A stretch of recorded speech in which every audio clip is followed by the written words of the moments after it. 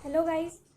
इस क्लास में हम देखेंगे कि पारद मूर्छित औषधियाँ क्या क्या क्या है या इसके कितने प्रकार हैं। तो हमने लास्ट क्लास में जो मूर्छना पढ़ी थी, तो उस मूर्छना को करने के बाद ही हम पारद को औषधि के रूप में हम यूज़ कर सकते हैं। तो वही है कि हम किस किस तरीके से उसको पारद को मूर्छित किया है। अब पारद को एकल रूप में औषधि रूप में तो हम प्रयोग नहीं कर सकते हैं। उसको हम कुछ ऐसी प्रक्रियाएं उसके साथ करने के बाद ही हम उसे यूज़ कर सकते हैं। तो क्या क्या है? तो पारद मूर्छित औषधियाँ ये 4 प्रकार की है। सबसे पहले खलवीय रसायन, परपटी रसायन, कुपीपक्व रसायन और पोटली रसायन। खलवीय, परपटी, कुपीपक्व और पोटली। खलवीय के एग्जाम्पल क्या क्या है? मतलब खलवीय मतलब जिसको हम खरल में बनाएंगे, तो कजली, त्रिभुवन कीर्ति, आरोग्यवर्धिनी वटी, यह हमने भेषज कल्पना में देखी है। वसंत मालती और वसंत कुसुमा का रस। फिर परपटी में आ जाएगी रस परपटी, लोह परपटी, स्वर्ण परपटी, बोल परपटी, ये हम पढ़ेंगे। कूपी पक्व में रस सिंदूर, मकर ध्वज, रस कर्पूर और रस पुष्प। पोटली कल्पना में 3 है। ये एग्जाम्पल्स हैं, याद रखना आप, ठीक है सबके। हिरण्य गर्भ पोटली, हेम गर्भ पोटली और रस गर्भ पोटली। ठीक है, तो हम सबसे पहला जो रसायन है, पहली पारद मूर्छित होती है, पहली जो है वो है खरलीय रसायन, जिसको हम पढ़ेंगे। खरलीय रसायन में सबसे पहले कजली। तो कजली जो होती है वो कैसे बनती है, इसे कजली क्यों कहते हैं? बिना किसी द्रव पदार्थ, मतलब बिना किसी लिक्विड के हम गंधक को और पारद को, गंधक को और पारद को या पारद के साथ कोई भी और धातु या उनको भी ऐड करते हैं। मतलब गंधक के साथ, सॉरी, पारद के साथ सिर्फ गंधक ही नहीं, उसके अलावा और भी धातु आदि को यूज़ कर मर्दन करते हैं बिना द्रव में। तो बिना किसी द्रव पदार्थ के गंधक आदि, आदि लिखा है मतलब सिर्फ गंधक नहीं होगा। तो गंधक आदि द्रव्यों या किसी धातु के साथ पारद को मर्दन करके चिकना, काजल के समान कृष्ण वर्ण का चूर्ण बनाने को कजली कहते हैं। अब पर्याय क्या है इसके? कज्जल या कजली का, वो मतलब हम इतना उसको मर्दन करते हैं कि वो काला वर्ण का हो जाता है या काले वर्ण का हो जाता है, इसीलिए उसे हम कज्जल या कजली का कहते हैं। या कजली भी इसीलिए कहा गया है क्योंकि उसका जो वो दिखता वो कैसा है, काजल के जैसा दिखेगा। इसका उपयोग जो होता है वो रस निर्माण में करेंगे, रस औषधि निर्माण में। जैसे कजली का यूज़ आगे जो भी हम रस औषधि बनाएंगे पारद की, तो हम उसमें कजली यूज़ करेंगे। और धातुओं के मारण में भी यूज़ होती है। मारण मतलब भस्मीकरण, ठीक है, तो धातुओं के भस्मीकरण में भी कजली का यूज़ होता है। अब कैसे करते हैं देखो, जैसे कि शुद्ध पारद लिया और शुद्ध गंधक। अब कितना लेते हैं कजली बनाने के लिए? कितना भी ले सकते हैं जितना लिखा हो योग में, जैसे कि सम भाग, आधा भाग, 2 गुना, 3 गुना, 6 गुना, कि ठीक है, इनका मर्दन करते हैं और कृष्ण चमकीला स्वरूप हो जाता है ये, और चिकना भी हो जाता है, इसे कहेंगे हम कजली। अब देखेंगे प्रयोग। तो जिन जिन योगों में शुद्ध पारद और शुद्ध गंधक समान मात्रा में हो वहाँ पर उसकी सम मात्रा में बनाई हुई कजली डालते हैं। तो हमने प्रयोग देखा था, औषधि योगों में यूज़ करते हैं। जैसे कि हम कोई भी औषधि योग पढ़ते हैं तो उसमें अगर लिखा है कि शुद्ध गंधक, शुद्ध पारद, ये इसके योग है, तो हमको वहाँ पहले कजली निर्माण करनी है और उस कजली का यूज़ करना है। मतलब सीधे हम, ऐसा नहीं है कि अगर एक भाग पारद बोला है, 2 भाग गंधक बोला है, तो हमने सबको मिला के वो उस औषधि योग का निर्माण कर लिया। वहाँ पे हमको सबसे पहले गंधक और पारद की कजली बनानी है, उसके बाद हमको उसको उसमें ऐड करना है, ठीक है। यदि कहीं पर भी योगों में केवल शुद्ध पारद की बात आती हो, तो शुद्ध पारद की बात आएगी तो हमारा सिंदूर का प्रयोग करेंगे। मतलब ये मतलब पहले से उन्होंने डिसाइड करके बता दिया है कि अगर जहाँ पर भी शुद्ध पारद, शुद्ध गंधक अगर आया है तो वहाँ पे हम कजली बनाएंगे, और अगर कहीं पर शुद्ध पारद ही सिर्फ आया है तो वहाँ हम रस सिंदूर का यूज़ करेंगे, ठीक है। रस सिंदूर का प्रयोग करना चाहिए। योग में जिस अनुपात में पारद और गंधक का अनुपात हो, उसी अनुपात में हमें मिला करके कजली बनानी है।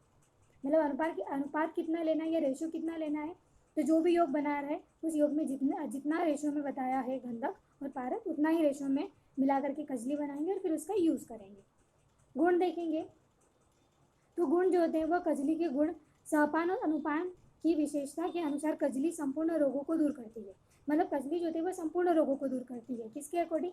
सहपान अगर उसका चेंज की, सहपान मतलब हम कजली को अगर जैसे मधु के साथ दे रहे तो वो अलग गुणकारी होगी, जल के साथ दे रहे तो वो अलग गुणकारी होगी, ऐसा। अनुपान भी, जैसे कि हमने किसी के क्वाथ, किसी के स्वरस, किसी के साथ भी दिया, तो अनुपान और सहपान के साथ उसके गुणों में चेंजेस आ जाएंगे, या उसके अकॉर्डिंग वो रोगों को नष्ट करेगी। कजली संपूर्ण रोगों को नष्ट करती है, इसके सेवन से पुंसत्व शक्ति की वृद्धि होती है और तीनों दोषों का शमन होता है। ये हो गए कजली के गुण।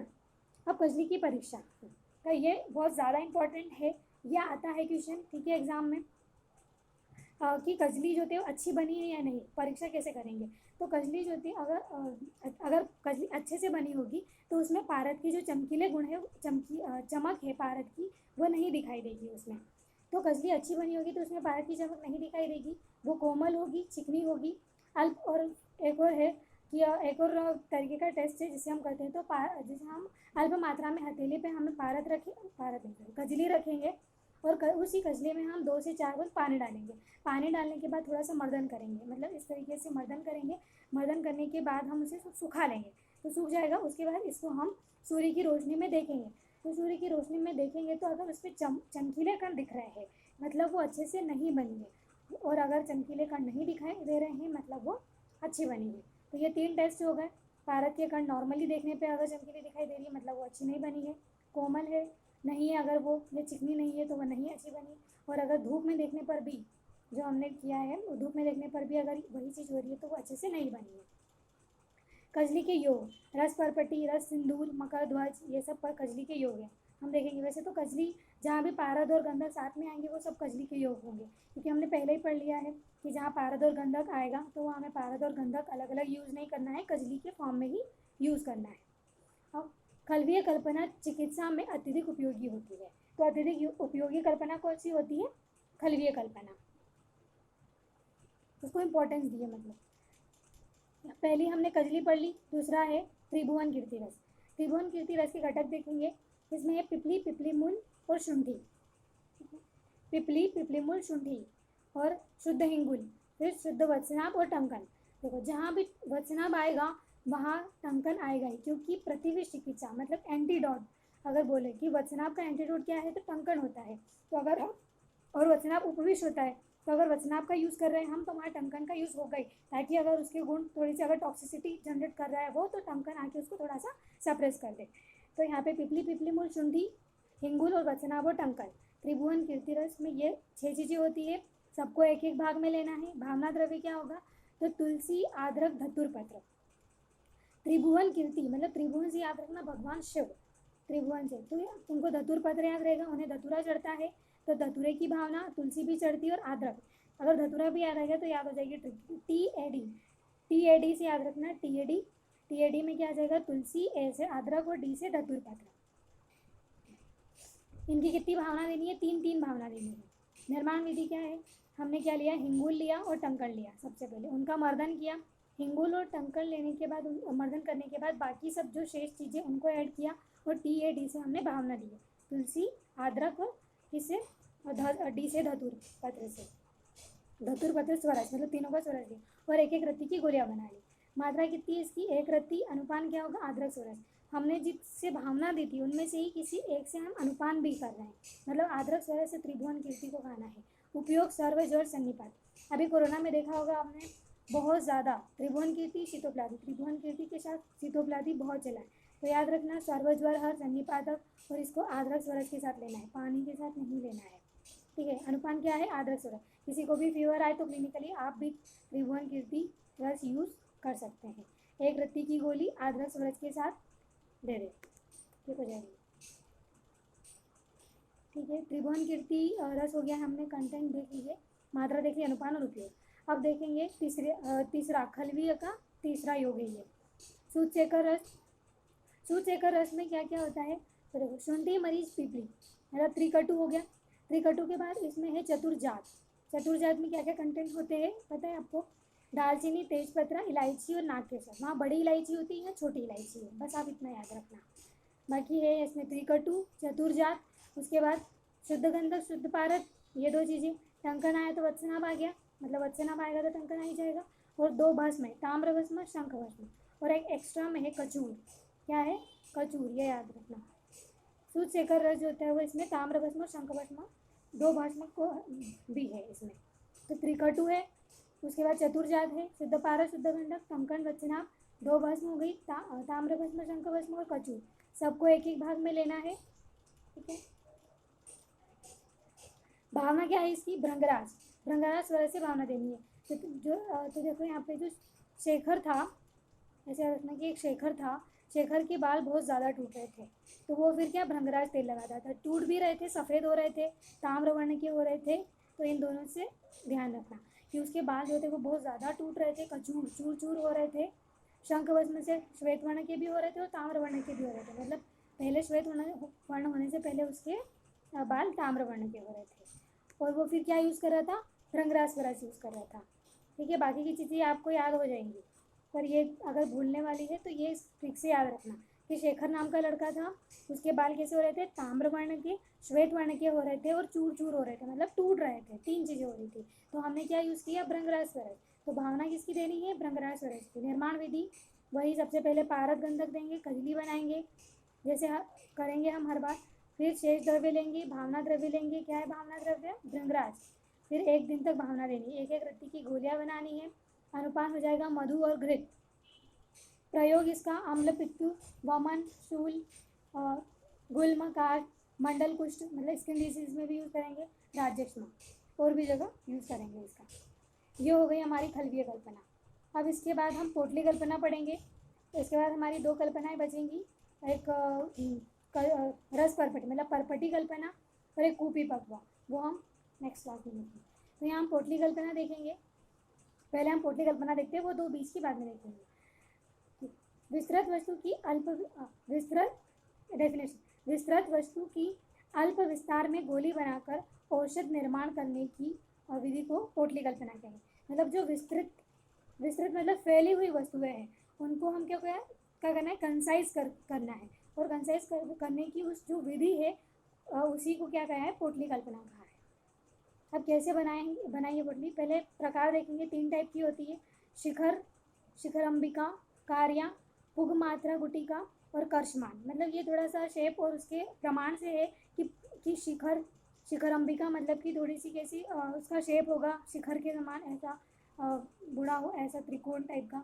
पुग मात्रा मतलब कि पुग कुछ सुपारी का पर्याय है। पुग जो बड़ी सुपारी होती है ना, जो पूजा में यूज़ करते हैं, वो सुपारी, तो उसके जैसा अगर होगा तो वो पुग मात्रा की गुटिका हो जाएगी। कर्ष मान मतलब इसका मान कितना होना चाहिए, 1 कर्ष की होना चाहिए।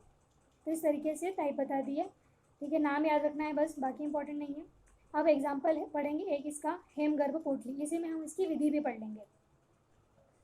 हेमगर्भ पोटली में क्या होते हैं, 4 चीज़ें हैं, शुद्ध पारद, शुद्ध गंधक, ताम्र और स्वर्ण।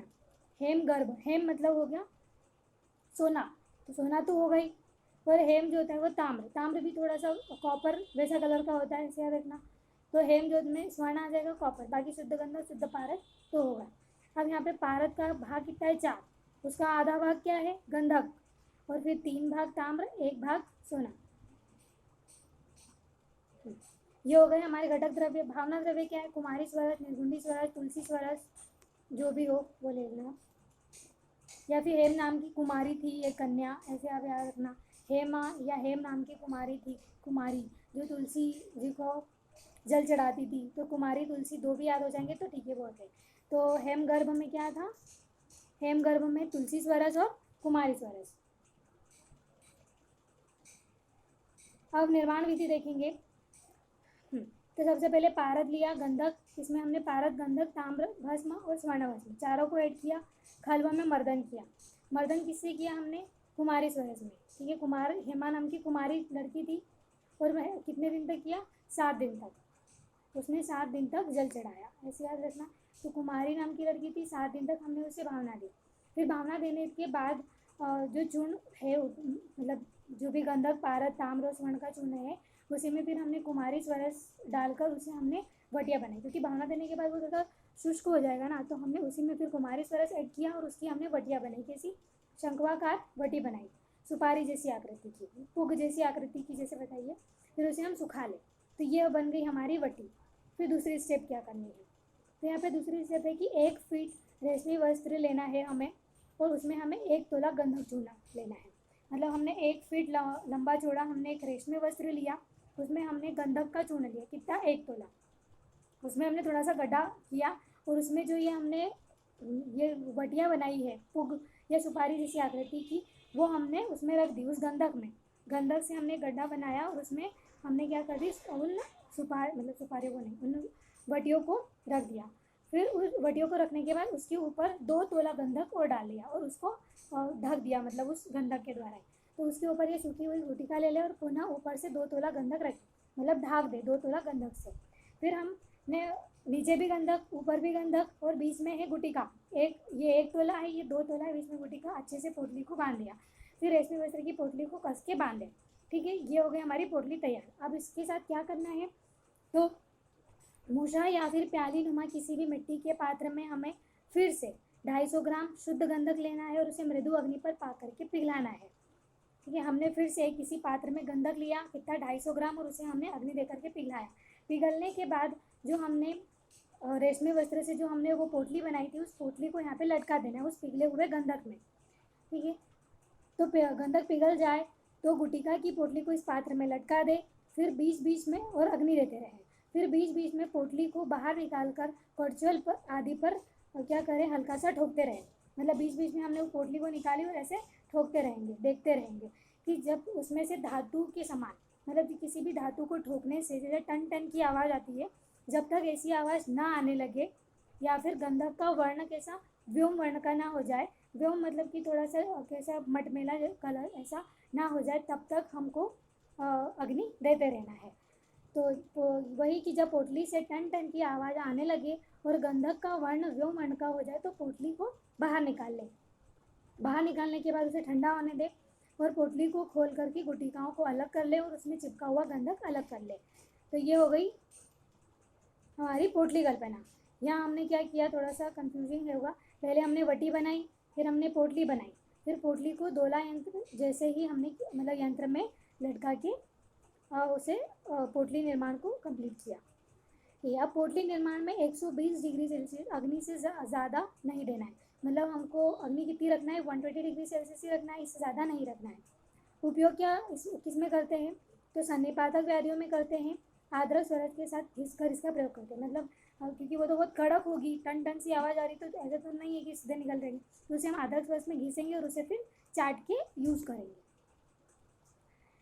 ये हो गई हमारी पोटली कल्पना। फिर कुछ चीज़ें हैं छोटी छोटी, ये देख लेते हैं डेफिनेशन।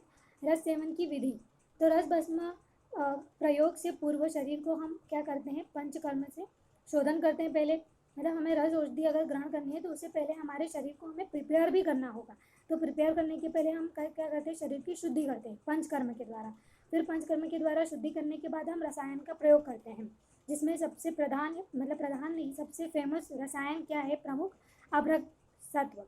तो सम्यक बल वीर्य की प्राप्ति हेतु कोई एक रसायन प्रयोग लेते हैं कि कौन सा लेंगे, यहाँ पे एग्जांपल दिया है अभ्रक सत्व का। और कितने टाइम तक लेना है, 15 दिन, 1 महीना, 1 साल, जब तक भी बल और वीर्य की प्राप्ति ना हो जाए। फिर इसे क्या कहा, क्षेत्रीकरण। क्षेत्रीकरण क्यों कहा होगा, देखो तो क्षेत्र मतलब किसको, क्षेत्र जो होता है वो किसको बोला है, शरीर को। तो क्षेत्रीकरण मतलब कि हम शरीर को क्या कर रहे हैं, बल प्रदान कर रहे हैं, तो इसीलिए यहाँ पे इसका नाम क्या दिया गया है, क्षेत्रीकरण। मतलब जब हम रस औषधि लेने से पूर्व हमारे शरीर को बल बढ़ाते हैं या वीर्य बढ़ाने की जो भी प्रक्रियाएं करते हैं उसे हम क्षेत्रीकरण कहते हैं। ये वर्ड ध्यान रखना। तत्पश्चात रस भस्म को तांबुल में रख करके विधि पूर्वक सेवन करें। मतलब इतना सब कुछ करने के बाद फिर हम रस भस्म का यूज़ करेंगे तो वह अच्छी गुणकारी होंगी। हमने क्या किया, पंचकर्म किया, कराया, मतलब शरीर का शोधन किया, फिर रसायन का सेवन किया, 15 दिन, 1 महीना, 1 साल, जो भी है। फिर हमने रस भस्म का सेवन किया। फिर रस सेवन के समय पथ्य, जब भी हम रस औषधि ले रहे हैं तो उस समय हमें क्या चीज़ें खानी है, तो दुग्ध, सेंधा लवण, गोदुग्ध, दही, हंसोदक, साली चावल, मूंग, धनिया, परवल, लौकी, गेहूँ, ये सब चीज़ें यूज़ करनी है। क्या नहीं खाना है, तो मांस मध्य नहीं खाना है, आनूप और मुर्गे, आनूप देश का मांस नहीं खाना है, मुर्गे का मांस नहीं खाना है, तीक्ष्ण उष्ण पदार्थ नहीं लेना है, सरसों और तिल का, देखो तिल का तेल श्रेष्ठ है, फिर भी यहाँ नहीं बोला है खाने के लिए। उड़द की दाल, मसूर की दाल नहीं खाना है, मटर नहीं खाना है। देखो ये ध्यान रखना, बड़ी कटेरी बिल्व स्पेसिफिक बोला है, तो बड़ी कटेरी बिल्व और करेला ये नहीं खाना है। कांसे के पात्र में रखा भोजन नहीं खाना है, गुरु और विष्टम भी नहीं खाना है। तो ये बाकी तो आप कॉमनली मतलब ये चीज़ें होती है, अपथ्य तो नहीं खाते हैं, पर एक ये है बड़ी कटेरी बिल्व, कांसे का पात्र और करेला, ये 4 चीज़ें ध्यान रखना आप कि कांसे के पात्र में रखा भोजन नहीं खाएंगे, बड़ी कटेरी और बिल्व। अब त्याग की विधि भी बताई है कि हम इसे त्याग मतलब ऐसा तो नहीं है कि ज़िंदगी भर लेते जाएंगे, जब भी हम इसे छोड़ेंगे तो हम क्या करेंगे। तो पारद के योगों का सेवन बंद करने पर एक बार बड़ी कटेरी और बिल्व के फल का सेवन करें और फिर करके इच्छा अनुसार पथ्य आर विहार का सेवन करें। मतलब छोड़ने से पहले हमें कंटकारी और बिल्व फल का सेवन करना है, उसके बाद हमें रस औषधि का त्याग कर देना है और उसके बाद हमें पथ्य आहार लेना है और पथ्य विहार लेना है। ठीक है, ये कुछ डेफिनेशंस थी। आज हमने क्या क्या देखा है। पारद मूर्छित औषधियाँ जो 4 प्रकार की थी, खलवीय, परपटी, कुपिपक्व, पोटली, जिसमें से हमने आज 2 पढ़ी। खलवीय रसायन पढ़ा और पोटली पढ़ लिया। ठीक है, खलवीय में हमने क्या क्या पढ़ा, कजली भी पढ़ा, त्रिभुवन कीर्ति पढ़ा है और शुद्ध शेखर रस पढ़ा है। शेखर के बाल कैसे हो गए थे, ध्यान है ना वो। ठीक है, फिर पोटली से हमने पढ़ा था हेमगर्भ पोटली, एक ही पढ़ी। कजली कैसे बनते हैं, कैसी बनती है, हम गंधक कितना भी ले सकते हैं, गंधक के अलावा और भी कोई धातु आदि हम द्रव्य ले सकते हैं। प्रयोग कैसे करेंगे ये देख लिया कि कहीं पर भी किसी योगों में अगर पारद गंधक आता है तो हम कजली रूप में लेंगे, केवल पारद आएगा तो रस सिंदूर के रूप में यूज़ करेंगे। फिर कजली की परीक्षा, ये बहुत ज़्यादा इंपॉर्टेंट है, जो 3 तरीके की बताई थी। कजली के योग, त्रिभुवन कीर्ति में हमने देखा था पिपली पिपली मूल शुंठी हिंगुल वचनाभ शुद्ध टंकन, ये याद रखना। इसमें मैंने भावना द्रव्य की थोड़ा सा बताया था, TAD। त्रिभुवन, त्रिभुवन से भगवान शिव जी याद करना तो धतुरा याद आ जाएगा, धतुरे से बाकी 2 चीज़ याद आएगी, TAD। तो आद्रक धतुर, ठीक है, मर्दन किया था। अनुपान इसका आद्रक स्वरस ही था, तो इसको सर्वज्वर सन्निपात ज्वर में यूज़ करे थे। शुद्ध शेखर रस में हमने त्रिकटु देखा, चतुर्जात देखा, शुद्ध पारस शुद्ध गंधक तो है ही, और टंकण और वचनाभ भी है। बाकी जो 2 चीज़ें कैसे याद की थी, 3 चीज़ें कि उसके बाल कैसे हो रहे थे, ताम्र श्वेत वर्ण की और चूर चूर, तो ताम्र भस्म, शंख भस्म और कचूर। और हम भावना किसकी, फिर उसने क्या किया, भृंगराज ऑयल लगाया। भृंगराज ऑयल बालों के लिए बहुत अच्छा होता है, तो भृंगराज से भावना देंगे, ये हो गई। फिर पोटली कल्पना, विस्तृत वस्तु को अल्प विस्तृत बनाना, पोटली कल्पना में आएगा। हेमगर्भ पोटली, हेम से हेम नाम की लड़की थी, कुमारी थी मतलब, तो कुमारी से कुमारी स्वरस की भावना, तुलसी जी को जल चढ़ाती थी, तो तुलसी स्वरस की भावना 7 दिन तक करना है, 7 दिन तक भावना 7 दिन तक करना है। ठीक है, यहाँ शुद्ध पारद गंधक ताम्र स्वर्ण, हमने पारद लिया 4 गुना, उसका आधा गंधक, 3 गुना ताम्र और 1 हो गया स्वर्ण। निर्माण विधि देख ली, पहले गुटिका बनाई, फिर रेशमी वस्त्र में हमने वही गंधक लिया, फिर वटी ली, फिर गंधक लिया, फिर वापस यंत्र में भी हमने गंधक लिया 250 ग्राम, उसे पिघलाया, फिर पोटली लटकाई और फिर हमने क्या देखा, अग्नि देते रहे, बीच बीच में हमने टन टन की आवाज़ सुनी। अगर वो आने लग गई मतलब कंप्लीट हो चुकी है हमारी पोटली कल्पना। यूज़ कैसे करेंगे, अदरक स्वरस में घीस के यूज़ करना है। फिर कुछ चीज़ें देखी थी, इसके अलावा हमने रस सेवन की विधि कैसे करना है। पहले हमें पंचकर्म करेंगे, शोधन करेंगे, हमारे शरीर को बल और वीर्य से बढ़ाएंगे, उसके बाद हम रस औषधि लेंगे। उसके टाइम पे पथ्य और अपथ्य क्या है और उसके त्याग की विधि। ठीक है, थैंक यू।